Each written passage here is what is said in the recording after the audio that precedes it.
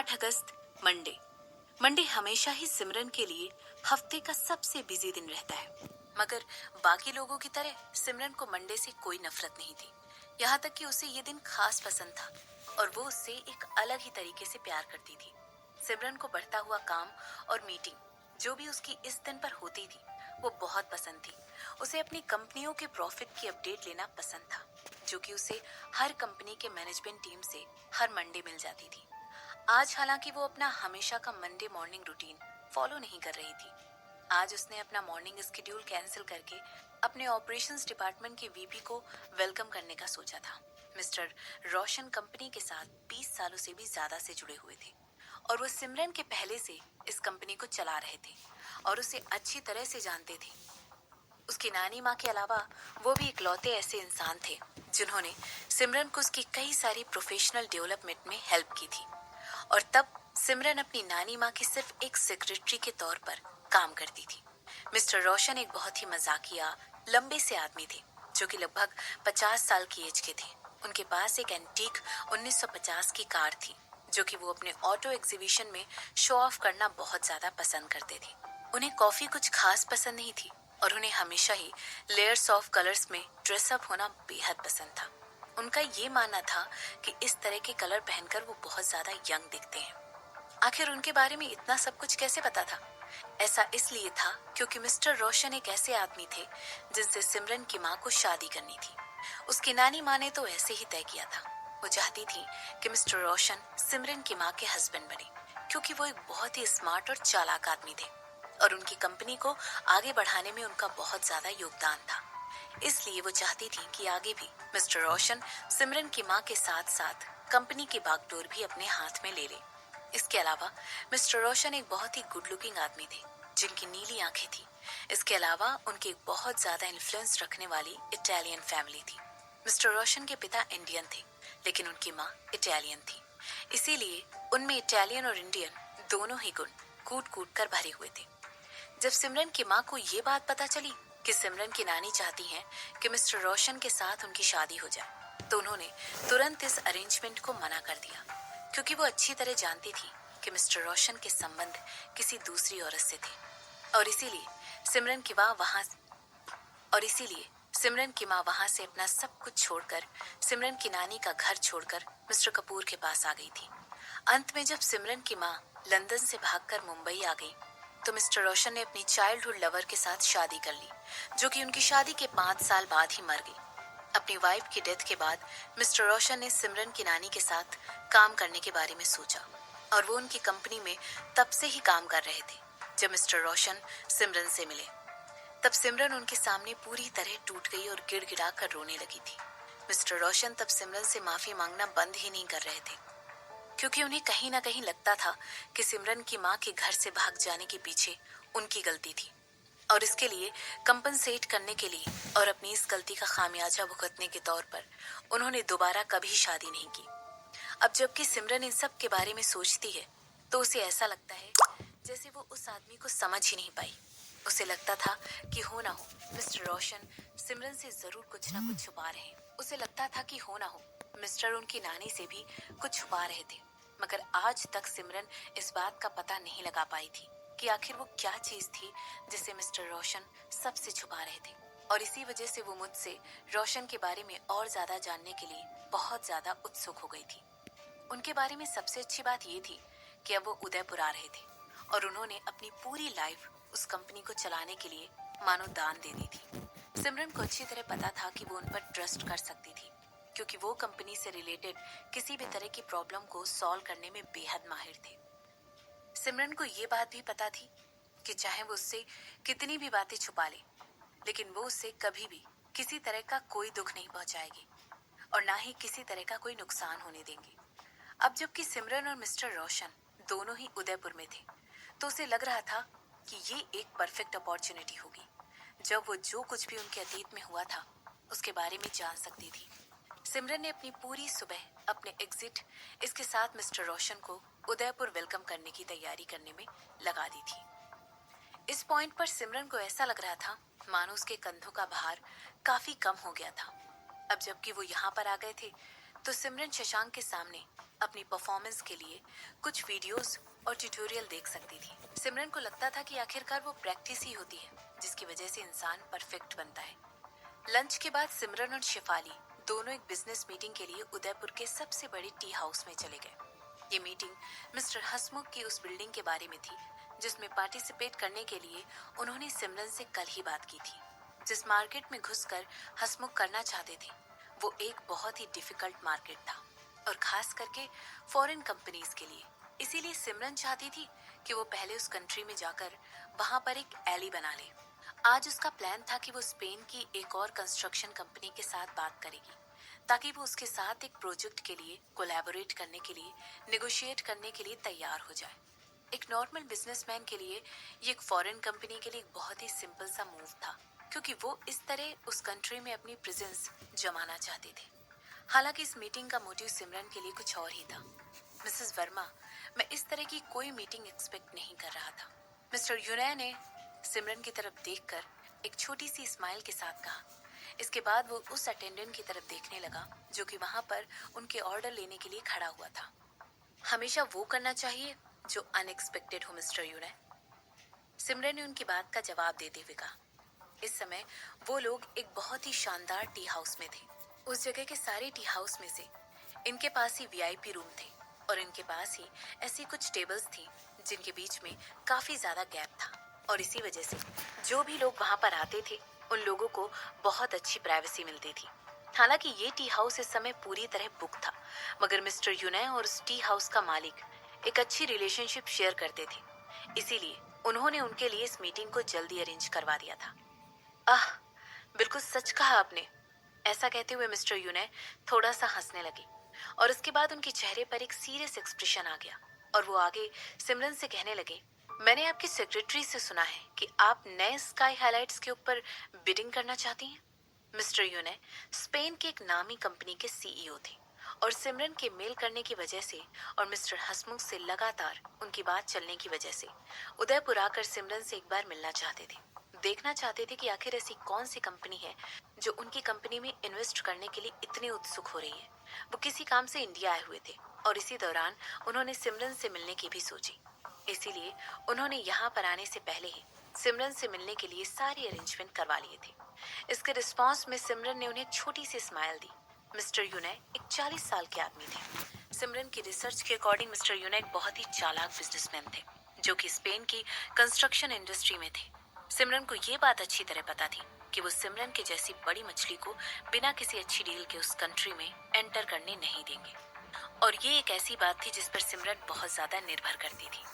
Gill group of industries का हमेशा से यही मकसद रहा है कि वो ग्लोबल मार्केट पर अपनी छाप छोड़ सके और मुझे लगता है ये एक परफेक्ट अपॉर्चुनिटी है कि हम स्पेन जैसी कंट्री में भी एंटर कर सके। सिमरन ने उनकी बात का जवाब दिया। इसके अलावा उसे उस कंट्री में अपना इन्फ्लुएंस इसलिए बनाना था क्योंकि आगे जाकर उसे राजवंशी फैमिली के खिलाफ खड़ा होना था और इसके लिए वो अपनी रेपुटेशन पूरे वर्ल्ड में स्ट्रॉन्ग करना चाहती थी। बहुत अच्छे, ये वाकई में एक बहुत अच्छी अपॉर्चुनिटी है और मुझे इस बात का यकीन है कि जो भी कंपनी इस बिड को जीतेगी वो कंस्ट्रक्शन इंडस्ट्री में बहुत आगे जाएगी। मगर मैं आपके साथ बहुत ही ब्लंट होना चाहता हूँ। मेरी कंपनी इतनी बड़ी नहीं है कि वो स्पेन के सबसे बड़े कंस्ट्रक्शन कंग्लोमेरेट के खिलाफ जा सके। ऐसा कहते हुए मिस्टर यूनै ने तुरंत अपनी नजरें नीचे की क्योंकि वो इस बात की वजह से बहुत ज्यादा एम्बैरेस थे और उन्हें सिमरन से ये बात बताते हुए बहुत शर्म आ रही थी। सिमरन ने तुरंत मिस्टर यूनै की तरफ देखा। आप देख सकते हैं, यही वजह है कि इन्हें चालाक लोगों के साथ डील करना कितना पसंद है। ऐसे लोग हमेशा ही खेलने के लिए बहुत अच्छे रहते हैं।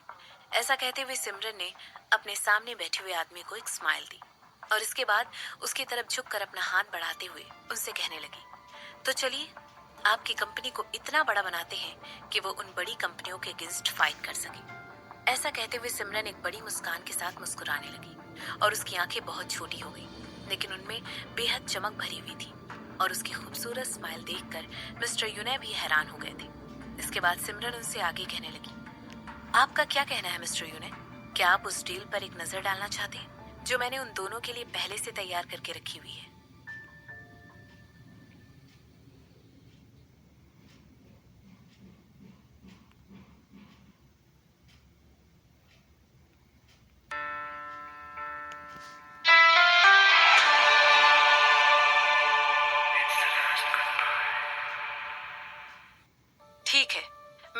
पॉइंट्स को हाईलाइट कर दिया है जिनके बारे में मैं दोबारा सोचना चाहती हूँ। मैं चाहती हूँ कि मेरी सेक्रेटरी कल तक इनमें जो भी चीजें हैं उन्हें अमेंड करके मुझे भेज दे और उसके बाद हम लोग जल्द से जल्द इस कॉन्ट्रैक्ट को साइन कर सकते हैं। सिमरन ने अपनी बात पूरी करते हुए कहा। इस समय मिस्टर यूनय सिमरन की तरफ देख रहे थे, जैसा कि उन्हें एक्सपेक्टेड था। सिमरन अभी भी स्पेन के मार्केट को एक्सपीरियंस करने में बहुत छोटी थी। वो उस मार्केट की बारीकियां नहीं जानती थी। उन्हें अच्छी तरह पता था कि इस कॉन्ट्रैक्ट में उनका अपर हैंड होने वाला है, जबकि ये कॉन्ट्रैक्ट सिमरन ने ही बनवाया था। लेकिन फिर भी इसका फायदा मिस्टर यूनय को ज्यादा होने वाला था। बहुत अच्छी बात है, मैं आपका वेट करूंगी कि आप। ऐसा कहते हुए सिमरन की आवाज अचानक ही किसी के आ जाने से बीच में इंटरप्ट हो गई। एक आदमी ने आते ही मिस्टर यूनय से कहा, अंकल यूनय, व्हाट अ प्लेजेंट सरप्राइज। ऐसे सुनते ही सिमरन ने तुरंत अपना सर घुमाकर उस आदमी की तरफ देखा जो कि उनकी टेबल की तरफ ही आ रहा था। उसे देखते ही सिमरन के चेहरे पर एक छोटी सी स्माइल आ गई और उसने नोटिस किया कि वो वही आदमी था जो पिछले फ्राइडे उससे टकरा गया था। जबकि वो आदमी अभी भी थोड़ा सा ठंडा दिखाई दे रहा था, लेकिन उसके चेहरे पर एक हल्की सी हंसी तो थी जो कि उसकी खूबसूरत आंखों को और ज्यादा खौफनाक बना रही थी। और उसके चेहरे पर जो लुक था वो उसकी इविल हरकतों को साफ साफ दिखा रहा था। पता नहीं किस वजह से उस आदमी को देखते ही उसे उस आदमी की याद आ रही थी जो कि हर कहानी में कुछ न कुछ बुरा करता है और उसकी एक बड़ी सी मूंछ होती है। और ऐसा आदमी किसी ऐसे जादूगर की तरह होता है जिसके पास कोई ना कोई तरकीब मौजूद ही रहती है। आह, मेरे छोटे बच्चे, मैंने एक्सपेक्ट नहीं किया था कि मैं तुम्हें उदयपुर में देख पाऊंगा। मिस्टर यूनय तुरंत अपनी सीट से उठते हुए उस आदमी को गले लगाते हुए सिमरन की तरफ देखने लगे और कहने लगे, मिसेस वर्मा, ये मेरा भांजा है मिस्टर अरुण। मुझे नहीं पता है कि आपने इनके बारे में सुना है या नहीं, मगर ये ई स्पोर्ट्स की दुनिया में एक सुपरस्टार है। इन्हें ऑलरेडी बहुत सारे लोकल और इंटरनेशनल अवार्ड मिल चुके हैं और ये बहुत सालों तक चैंपियन भी रह चुके हैं। ओह, मैंने कभी इनके बारे में सुना भी नहीं है। सिमरन ने अपने चेहरे पर एक मुस्कान के साथ जवाब दिया। उसके ऐसा कहने की वजह से वहां के एड्रेस पर थोड़ा सा ऑकवर्ड हो गया था, क्योंकि उसके शब्द उसकी फ्रेंडली स्माइल के कंपैरिजन में थोड़ा कॉन्ट्रोडिक्ट कर रहे थे। हमारा काम खत्म हो चुका है मिसेस वर्मा। मैं आशा करता हूँ कि अगर मैं अपने भांजे को हमारे साथ ज्वाइन करने के लिए इनवाइट कर लूँ तो आपको कोई प्रॉब्लम नहीं होगी।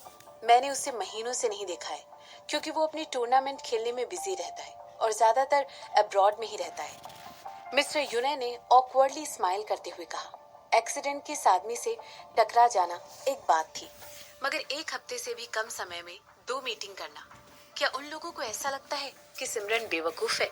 सिमरन को कोइंसिडेंस में कोई विश्वास नहीं था।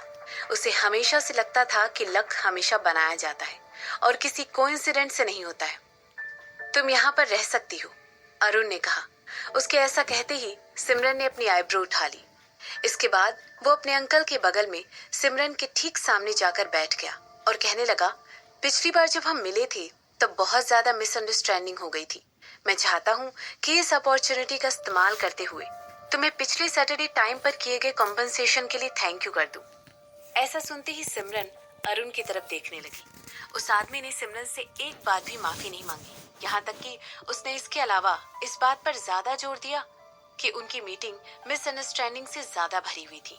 और इसके बाद उसने सिमरन को कीबोर्ड के लिए थैंक यू कह दिया था। वो वही कीबोर्ड था जो शिफाली ने टूटे हुए कीबोर्ड के रिप्लेसमेंट में भेजा था। इसके बाद सिमरन सोचने लगी कि क्या ये आदमी उसके साथ दोस्ती करने की सोच रहा है। मैंने वो नहीं भेजा था, कुछ सेकंड के बाद ही कह दिया। इसके बाद वो उस कॉन्ट्रैक्ट में हाईलाइट किए हुए क्लोज देखने लगी और उन्हें रिव्यू करने लगी। अनफॉर्चुनेटली उसे उस आदमी के कहे गए शब्दों को एनालाइज करने का टाइम नहीं मिल पा रहा था, क्योंकि वो इस समय बैंक बनाने में बिजी थी। सिमरन के कमेंट करने के बाद वहां पर एकदम सन्नाटा पसर गया। सिमरन के कहने का मतलब क्या था? अरुण वहां पर बैठकर सिमरन की तरफ घूर कर देखने लगा, मानो उसे यकीन ही नहीं हो रहा था कि इस समय सिमरन ने उसे क्या कह दिया था। वो अच्छा बनने की कोशिश कर रहा था और फिर भी सिमरन उससे इस तरह बात कर रही थी। ये बात बिल्कुल ऑब्वियस थी कि सिमरन ही बैठी थी, उसने उसे भेजा था, तो फिर वो उसके सामने इस बात को मना क्यों कर रही थी? अरुण ने अपना गला साफ करते हुए कहा, वेल, मैं फिर भी एफर्ट लेने के लिए तुम्हें थैंक यू कहना चाहूंगा। कौन से एफर्ट लेने की बात कर रहे हो? क्या तुम दोनों पहले मिल चुके हो? मिस्टर यूनय ने पूछा। इसके रिस्पॉन्स में अरुण ने एक्सप्लेन करना शुरू कर दिया कि पिछले फ्राइडे क्या हुआ था और कैसे उसे लग रहा था कि सिमरन भी बाकी औरतों की तरह ही है, जो कि उसे सिर्फ यूज करने की प्लानिंग कर रही है। वेल मिसेस वर्मा, ये एटीट्यूड मेरे भांजे का नॉर्मल बिहेवियर है। मैं उसके बिहाव पर आपसे माफी मांगना चाहता हूँ। मिस्टर यूने ने अपने चेहरे पर एक स्माइल लाते हुए कहा। इसके रिस्पॉन्स में सिमरन ने अपना सर उठाया और उसकी तरफ देखकर मुस्कुराने लगी, और इसके बाद उसने वापस से अपनी अटेंशन पैसा बनाने पर लगा ली। उसने एक बार भी अरुण की तरफ पलट कर नहीं देखा, और इसी वजह से वो बहुत ज्यादा इरिटेट हो गया था। बाहर से ऐसा दिख रहा था जैसे अरुण ने एक कोल्ड और फ्रोजन एक्सप्रेशन पहना हुआ था, लेकिन अंदर ही अंदर वो आग से भरा हुआ जल भुन रहा था। उसे ऐसा लग रहा था जैसे सिमरन ये सब उसकी इंसल्ट करने के लिए कर रही थी। उसे ऐसा लग रहा था जैसे सिमरन ये सब उसकी इंसल्ट करने के लिए कह रही थी। उसे अंदर ही अंदर ऐसा लग रहा था जैसे सिमरन उसकी तरफ सिर्फ और सिर्फ उसे इंसल्ट करने के लिए इग्नोर कर रही थी, जबकि वो बहुत ही प्यार से सिंसियरली उसका शुक्रिया अदा कर रहा था। सिमरन कितनी ज्यादा रूड औरत थी, वो अंदर ही अंदर उसे कोसने लगा। वेल, मेरा काम यहाँ पर खत्म होता है।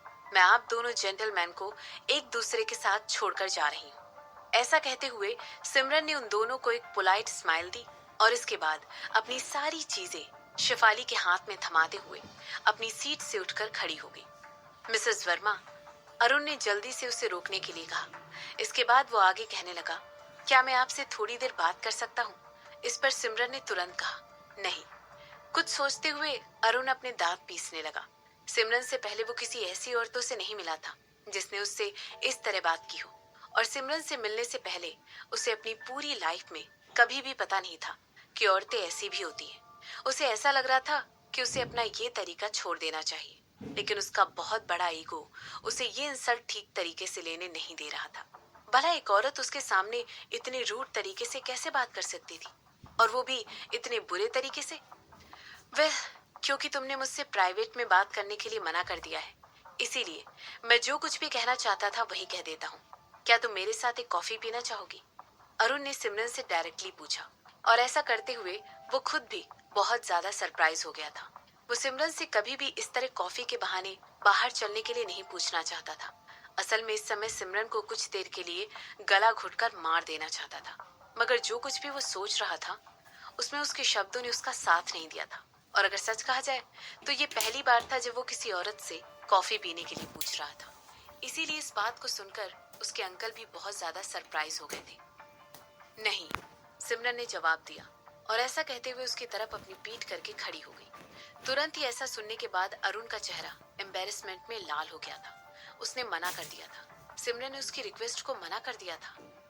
मिसेस वर्मा, प्लीज मेरी बातों को मिसअंडरस्टैंड मत करिए। ये सिर्फ एक गेस्चर है जिसके जरिए मैं उस कीबोर्ड के लिए थैंक यू कहना चाहता हूँ, और कुछ भी नहीं। ऐसा सुनते ही सिमरन अपनी जगह पर रुक गई। धीरे से पीछे मुड़कर उसने अरुण, और इस समय उसके चेहरे पर एक स्माइल थी। वो तुम थे जिसने मिसअंडरस्टैंड कर लिया था। मैं एक बहुत ही कीमती इंसान हूँ मिस्टर। मैं किसी के साथ यूं ही फ्री में कॉफी नहीं पी सकती हूँ। इसके अलावा मैं नहीं थी जिसने तुम्हारे लिए वो कीबोर्ड भेजा था, वो मेरी सेक्रेटरी थी।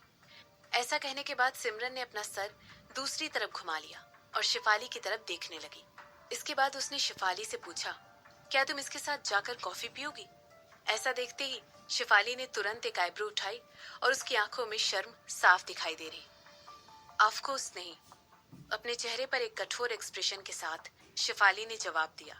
उसका जवाब सुनकर अरुण और ज्यादा लाल हो गया। इस समय वो जमीन में गड्ढा खोदकर उसके अंदर खुद को दफनाना चाहता था। भला उसके सामने खड़ी हुई दो औरतें 5 मिनट के अंदर अंदर ही उसका ऑफर कैसे रिजेक्ट कर सकती थी? क्या आज उसका बैड लक था? वह, तो मिस्टर, आपके साथ कोई भी कॉफी नहीं पीना चाहता है। ऐसा कहते हुए सिमरन मुस्कुराने लगी और इसके बाद मिस्टर यूने की तरफ देखने लगी और कहने लगी, मैं आपसे जल्द ही मिलूंगी मिस्टर यूने, इस वक्त मुझे जाना पड़ेगा। ऐसा कहने के बाद वो लेफ्ट साइड मुड़ी और वहां पर अपना जबड़ा कसकर खड़े हुए अरुण की तरफ देखने लगी। वो इस समय बहुत ज्यादा गुस्से में था और वहां पर जमा सा खड़ा हुआ था। सिमरन वर्मा वाकई में एक चैलेंज थी। उसका बड़ा ईगो कभी भी एक औरत को उसे इस तरह ट्रीट करने के लिए अलाउड नहीं करता था। अरुण ने तुरंत इस बात का मेंटल नोट बनाया ही उसको अपनी स्टडी पर काम करना पड़ेगा और अगली बार सिमरन की अटेंशन लेनी ही पड़ेगी।